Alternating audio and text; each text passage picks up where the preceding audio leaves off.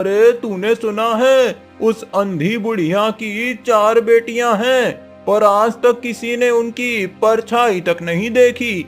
लोग कहते हैं वो परियां हैं और कुछ तो उन्हें चुड़ैल बताते हैं। हाँ भाई, कोई कहता है उस घर से कभी किसी लड़की के हंसने या बोलने की आवाज तक नहीं आती, बस वो बुढ़िया ही बड़बड़ाती रहती है। मुझे तो डर लगता है। लोग कहते हैं वो बुढ़िया अपनी बेटियों को इंसानों की नजरों से छिपा कर रखती है, क्योंकि वो इस दुनिया की है ही नहीं। जो भी उस घर के पास गया वो कभी चैन से सो नहीं पाया। वहीं दूसरी तरफ बुढ़िया अपनी कोठरी के अंदर अपनी चारों बेटियों की तरफ मुंह करके खड़ी थी। घर में सन्नाटा और अंधेरा पसरा हुआ था। गंगा, जमुना, कावेरी और नैना, मेरी बात ध्यान से सुनो। मैं लकड़ी काटने जंगल जा रही हूँ और जब तक मैं वापस ना आ जाऊँ कोई भी घर की दहलीज पार नहीं करेगा। बाहर की दुनिया बहुत जालिम है और गांव वालों की नजरें तुम पर गड़ी हुई है। जी माँ, आप परेशान मत होइए, हम कहीं नहीं जाएंगे। बुढ़िया बाहर निकलती है और झोपड़ी के दरवाजे पर एक भारी सा पुराना ताला जड़ देती है। वो लाठी टेकते हुए जंगल की ओर निकल जाती है। गांव का एक लड़का रतन झाड़ियों के पीछे छिपकर ये सब देख रहा होता है। आज तो सही मौका है। बुढ़िया जंगल चली गई है और बाहर से ताला लगा दिया है। आज तो मैं देख कर ही रहूंगा कि इन 4 दीवारों के पीछे आखिर वो कौन सी अप्सराएं या बलाएं छिपी हैं जिनका चेहरा गांव में किसी ने नहीं देखा। फिर रतन दबे पांव झोपड़ी के पास जाता है। वो ताले को खींचकर देखता है पर वो खुलता नहीं। फिर वो एक छोटी सी खिड़की के छेद से अंदर झांकने की कोशिश करता है। अरे, यहाँ तो घना अंधेरा है, कुछ भी दिखाई नहीं दे रहा। सन्नाटा ऐसा है जैसे अंदर कोई रूह तक ना हो। कहाँ गई होंगी वो चारों बहनें? क्या वो बुढ़िया हम सबको पागल बना रही है या वो इस अंधेरे में ही कहीं गायब हो गई हैं? रतन काफी देर तक कोशिश करता है पर उसे अंदर सिवाय काली परछाइयों के और कुछ नजर नहीं आता। वो खौफ और उलझन के मारे वहां से भाग खड़ा होता है। थोड़ी देर में शाम ढल चुकी थी। शोभा जैसे तैसे लकड़ियां काट लेती है और उन्हें बाजार में बेचकर कुछ पैसे कमा लेती है। चलो, आज इतने पैसे मिल गए हैं कि अपनी बेटियों के लिए भरपेट खाना ले सकूं। बेचारी सुबह से भूखी होंगी। फिर शोभा रास्ते से खाना लेती है और झोपड़ी के पास पहुंचती है। वो कांपते हाथों से ताला खोलती है और जैसे ही घर के अंदर कदम रखती है उसे चारों बेटियों की रोने की आवाजें सुनाई देती है। अरे, क्या हुआ तुम चारों को? तुम सब रो क्यों रही हो? माँ, आखिर आप हम चारों बहनों के साथ ऐसा क्यों कर रही हो? हमें इस अंधेरी कोठरी के ताले के पीछे क्यों कैद कर रखा है? ओहो, चुप हो जाओ और याद रखना कि तुम्हें अपनी सच्चाई किसी को नहीं दिखानी है। बाहर की दुनिया तुम जैसों के लिए नहीं है बेटा। चारों लड़कियां फूट फूट कर रोने लगती हैं। कैसी माँ हो तुम? अपनी ही बेटियों को जानवरों की तरह जंजीरों और तालों में क्यों रखती हो? क्या गुनाह है हमारा? माँ, हम सब इंसान हैं। हम बाकी लड़कियों की तरह आजाद क्यों नहीं जी सकते? हमें धूप और खुली हवा क्यों नसीब नहीं होती?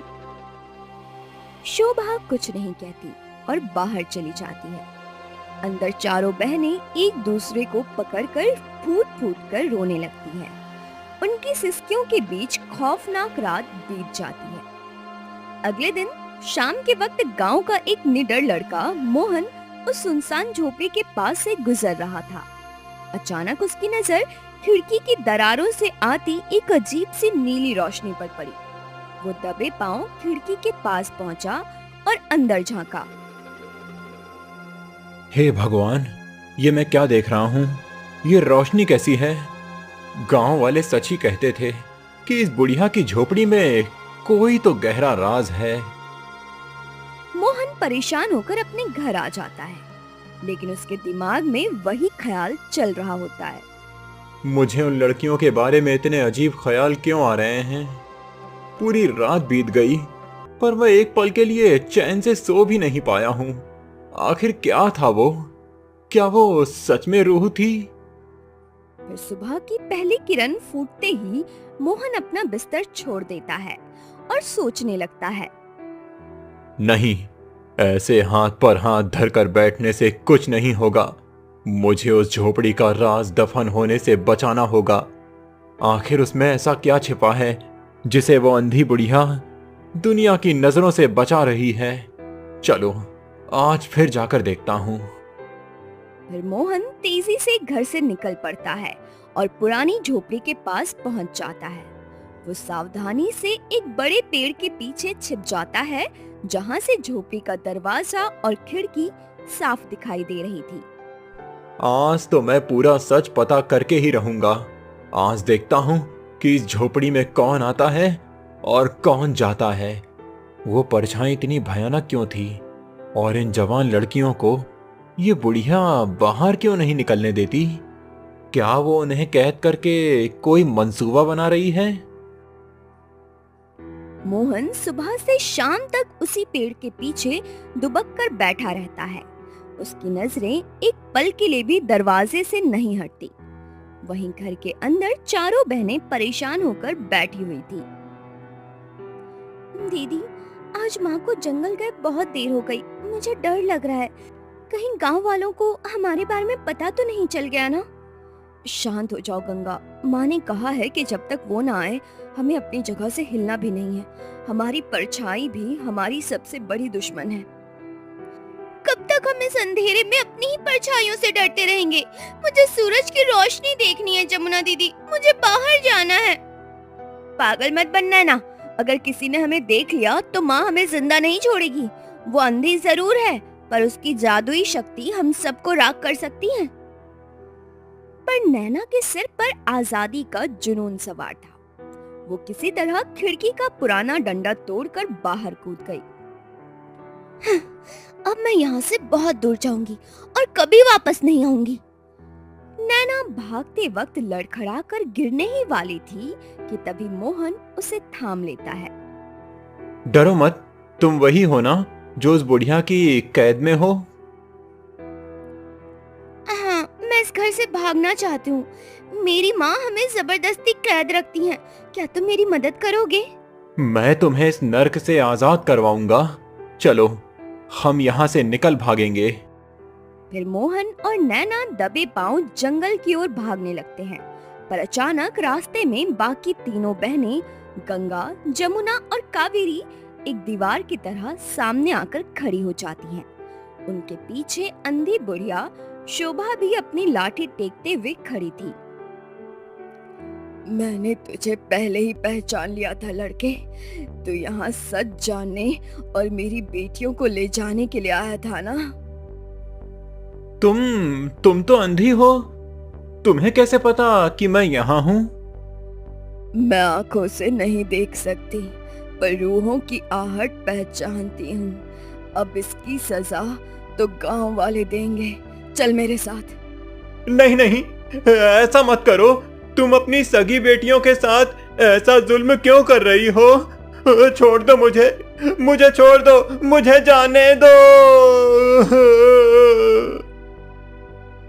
नहीं माँ, इसकी कोई गलती नहीं है, इसे छोड़ दो। ये तो बस यहाँ से भागने में मेरी मदद कर रहा था।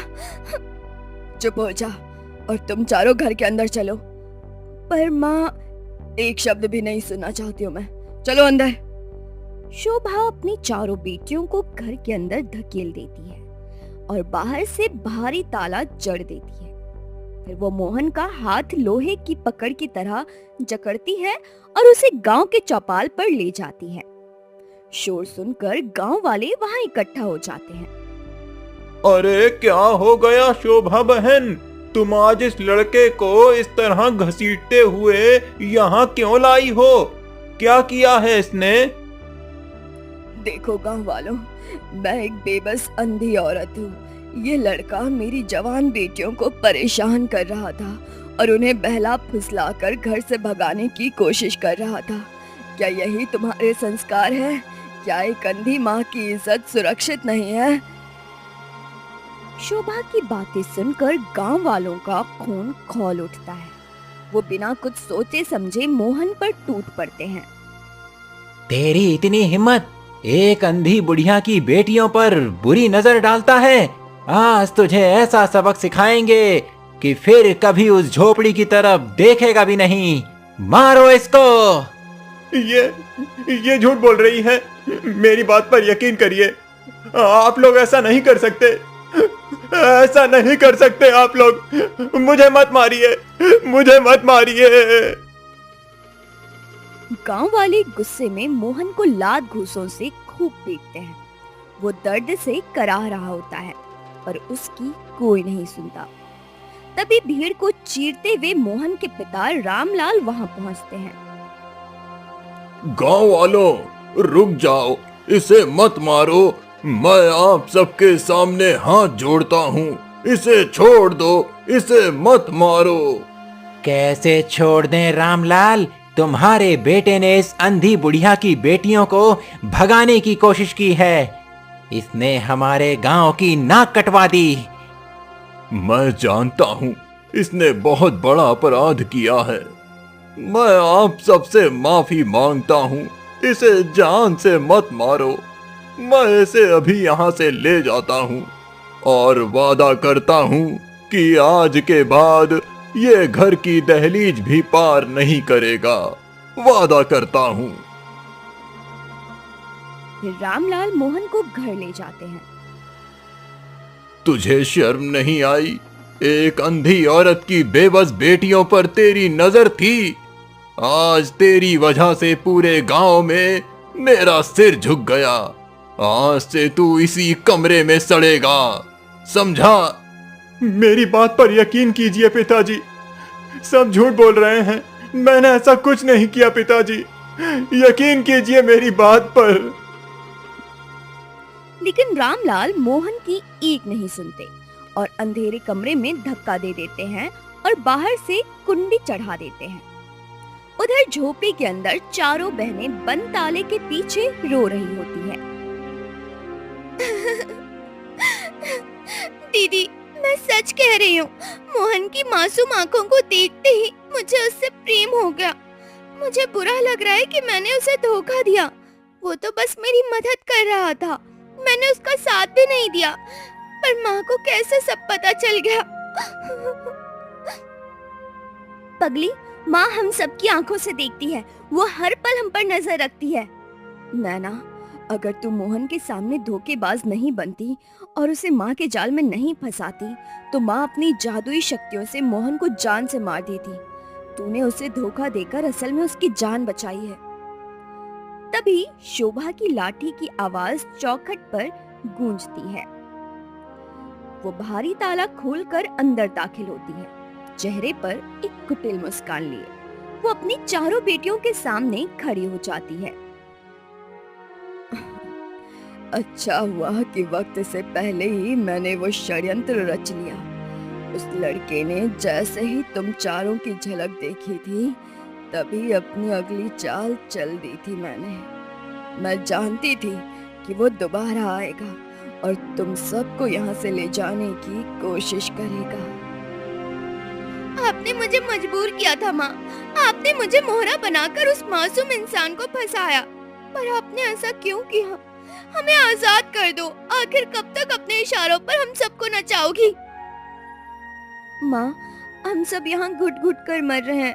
बाहर की दुनिया देखने का हक क्या हमें नहीं है? भला कोई माँ अपनी ही बेटियों के साथ ऐसा कैसे कर सकता है? आप हमारी माँ हो या कोई जल्लाद? नहीं, तुम लोग आजाद नहीं जी सकते। यही मेरी नियति है और यही मेरा बदला है। बदला? माँ, भला अपनी बेटियों से कोई बदला कैसे ले सकता है? हमने आपका क्या बिगाड़ा है?